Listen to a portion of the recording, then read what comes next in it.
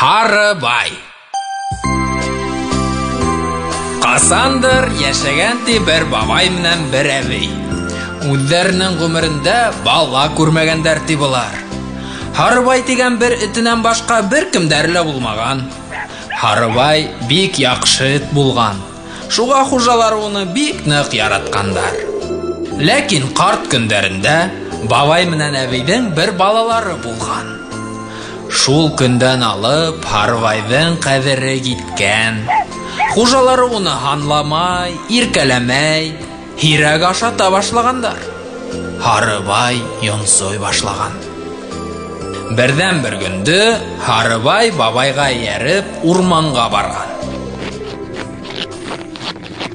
Унда үзенең иске дусы бүрене осраткан. Бүре унан: "Һарыбай дус, һиңа ни булды? Ябыкканһың, бик боек күренәһең", дип һораган. Һарыбай: "Элек мин хуҗамдың бердән бер кыланысы инем.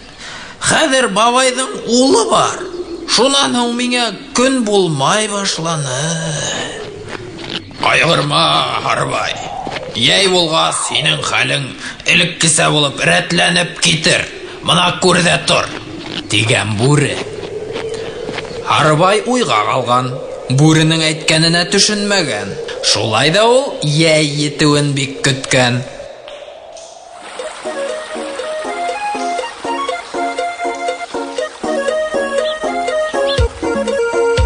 Бына яй килеп еткән. Кызыу көндәр башланган. Иген өлгөрөп, уракка төшкәндәр. Әбей менән бабай яшь балаларын алып басыуга сыккандар.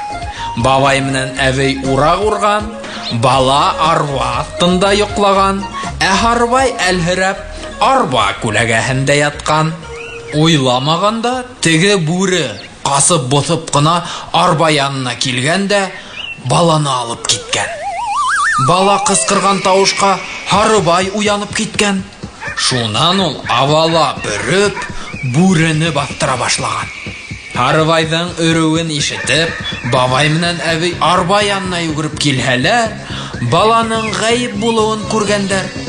Кайгыларыннан илаша-илаша Һарыбай артыннан киткәндәр.